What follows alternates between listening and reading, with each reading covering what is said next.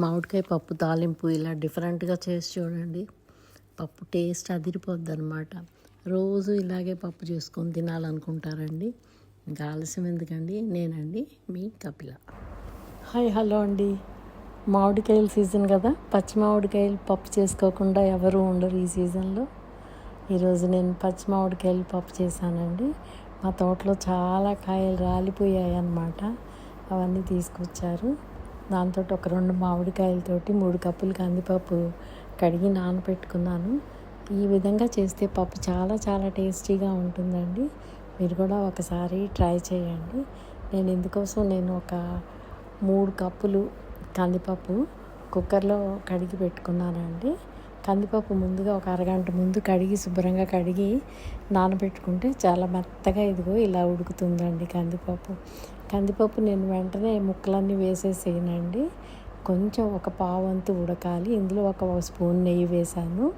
ఉల్లిపాయలు, 2 మామిడికాయలు, 4-5 పచ్చిమిరపకాయలు, అంతేనండి. దీనికి పచ్చిమిరపకాయలు చూడండి, ఒక 10 పచ్చిమిరపకాయల దాకా వేసాను.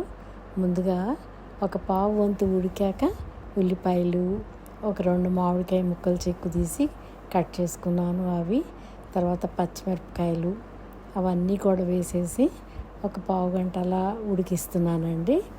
వెంటనే మూత పెట్టేయండి. నేను కొంచెం సేపు ఇదిగో ఇలా ఉడికాక పెట్టేస్తాను.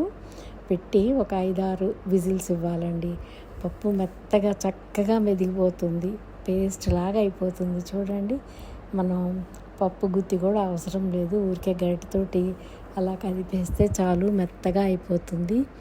దీనికి కొంచెం ఇంగువ కానీ లేదా వెల్లుల్లి కానీ వేసి తాలింపు పెట్టుకుంటే చాలా బాగుంటుందండి. పసుపు, ఒక 2 స్పూన్లు కారం కూడా వేసాను. ఇప్పుడు టేస్ట్కి సరిపడా సాల్ట్. తాలింపులో నేను ఒక హాఫ్ ఉల్లిపాయ అండి చిన్న చిన్న ముక్కలు కట్ చేసి పక్కకు పెట్టుకున్నాను అన్నమాట. ఈ పప్పు చూడండి మెత్తగా అయిపోయింది కదా. కొంచెం జారుగా ఉంటేనే బాగుంటుంది.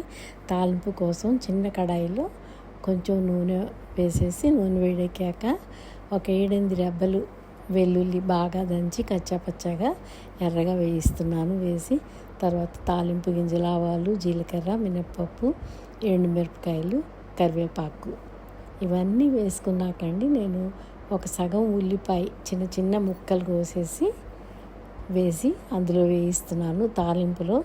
ఇలా చేస్తే మామిడికాయ పప్పు చాలా కమ్మగా ఉంటుందండి. మీకు రెగ్యులర్గా చేసుకునే పప్పులా కాకుండా ఈ పప్పు కొంచెం డిఫరెంట్గా ఉంటుందన్నమాట. ఒకసారి ట్రై చేసి చూడండి. ఈ వీడియో నచ్చితే లైక్ చేయండి. నా ఛానల్ ఇప్పటివరకు ఎవరైనా సబ్స్క్రైబ్ చేసుకొని వాళ్ళు ఉంటే సబ్స్క్రైబ్ చేసుకోండి. ఈ ఉల్లిపాయ ముక్కలు వేయటం మాత్రం మామిడికాయ పప్పులో మర్చిపోవద్దండి. చాలా టేస్ట్ అద్భుతంగా ఉంటుంది. ఇది రైస్లో కానీ ఓట్స్లో కానీ చాలా చాలా బాగుంటుంది. అందులో కొత్త ఆవకాయ పెడతాం కదా. ప్రస్తుతం కొత్త ఆవకాయ, పర్మనెంట్ ఆవకాయ పెట్టకపోయినా ముక్కలు పచ్చడైనా పెట్టుకుంటాం కదా. నా వీడియోలో నేను ఆవకాయ కూడా పెట్టానండి, టెంపరీగా పెట్టాను. ఆ లింక్ కూడా డిస్క్రిప్షన్లో ఇస్తాను. ఎవరైనా కావాలనుకుంటే చూడండి. లైక్ చేయటం మాత్రం అస్సలు మర్చిపోవద్దండి. మరో విషయం అండి, ఈ మామిడికాయ పప్పులో ముందుగానే మనం ముక్కలన్నీ వేసేసి విజిల్స్ ఇచ్చినా కానీ అంత మెత్తగా రాదండి. ఎందుకంటే మామిడికాయ పులుపు ఉంటుంది కదా, దానివల్ల పప్పు కొంచెం బద్దలుగా ఉంటుంది. అందుకే కొంచెం సేపు నేను ఉడికాకనే మిగిలిన ముక్కలన్నీ వేసేసి కుక్కర్ మూత క్లోజ్ చేస్తాను అన్నమాట. ఈ టిప్ ఒకటి ఫాలో అయితే పప్పు చాలా మెత్తగా ఉడుకుతుంది, కమ్మగా ఉంటుందండి. ట్రై చేస్తారు కదా.